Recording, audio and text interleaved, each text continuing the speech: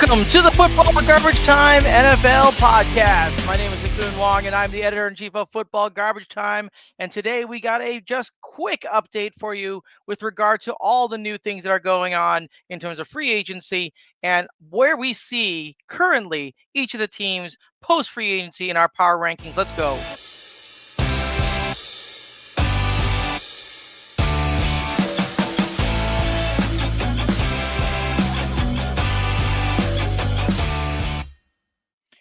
Let's talk about Jamar Chase and T. Higgins up first. Jamar Chase ends up with a 4-year deal worth $161 million.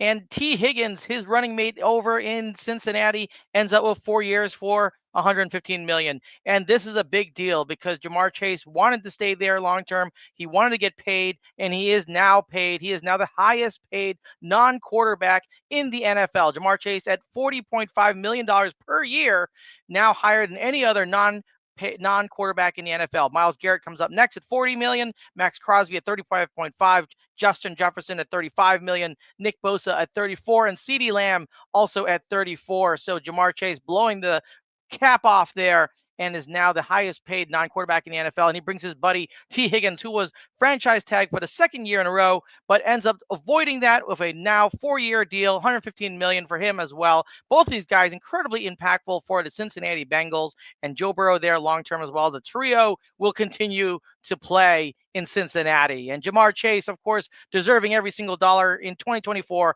having the most receptions, most receiving yards, most receiving touchdowns in the league. That is the triple crown of wide receivers in terms of the NFL. So there you go. Jamar Chase getting his deal. T. Higgins, he's not chopped liver either, guys, because he had 900 plus receiving yards in 4 of his 5 seasons in the NFL and 34 total receiving TDs. This is a receiver duo to be feared in the NFL. Compared to other receiver duos, they are now the highest per average paid receiver duo in the NFL. Chase and Higgins now have $69 million a year compared to Tyreek Hill and Jalen Waddle at 58.3, and A.J. Brown and Devontae Smith of the Eagles at 57 million.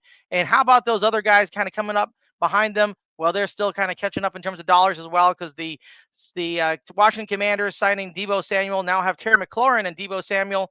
Terry McLaurin at 22.7, Deebo Samuel at 23.8, totaling 46.5, way below Chase and Higgins, 69.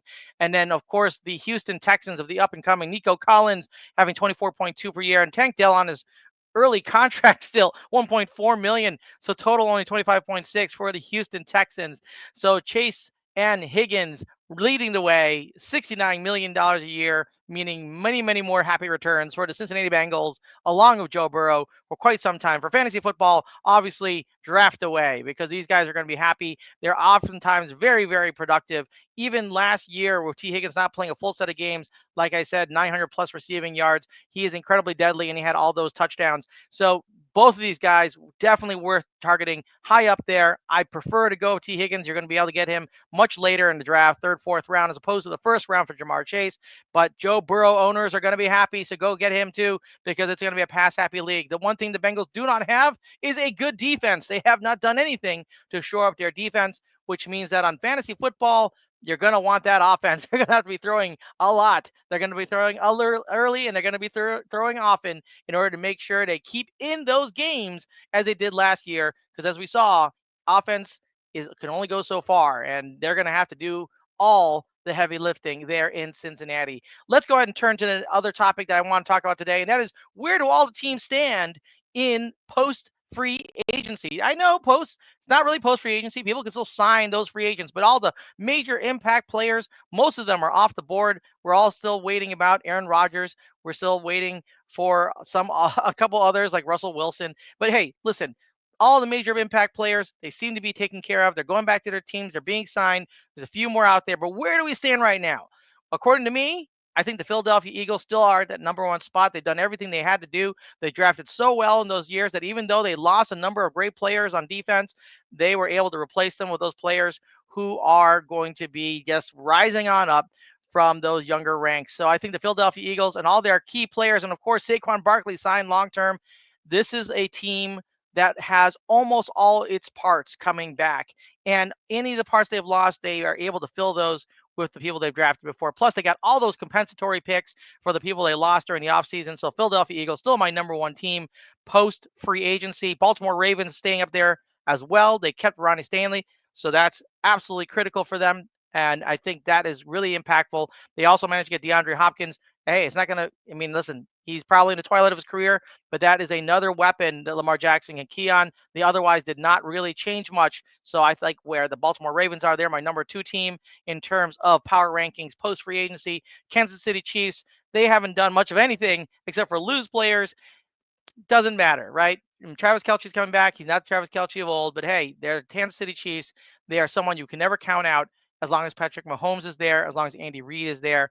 Kansas City Chiefs staying there at number 3 for me. After that, I have the Washington Commanders, who I think have done a lot now because they got Laremy Tunsil there to protect Jaden Daniels, and I think they also got Deebo Samuel there, as I mentioned before, the pair of Terry McLaurin. They brought back Zach Ertz. They have all the pieces and parts they need, and they have some ability to make some picks during the draft as well. So those Washington Commanders, I think, did a lot in order to keep themselves in play and move themselves up to number 4 in my power rankings post free agency. And of course, number 5, rounding it out, are the Buffalo Bills, who they've now extended Josh Allen of his new contract. They're there. They've done some little small pieces there and here and there. They got Joey Bosa, Michael Hecht, and Larry Ogunjobi. Of course, Michael Hecht and Michael Ogunjobi facing 6-game suspension, so who knows? And Joey Bosa is a big wild card, but hey, this is perfect. They don't need to do a whole lot. They took care of their own. They got Khalil Shakir as well signed up for the long haul, so they got most of the parts there. They were very close last year. They just need a little bit to push over this year. They're going to get even better. They stay at number 5 in my power rankings post free agency. All right, guys, that's all we got today for your short little update, because we didn't want to leave you without an update in the middle week, and we'll hit the air horn on that. You can follow me on football FB Garbage Time at X and on Twitter. You can follow me on at the Football Garbage Time page on Facebook.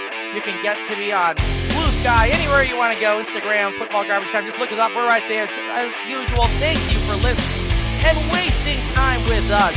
And until next time, enjoy your NFL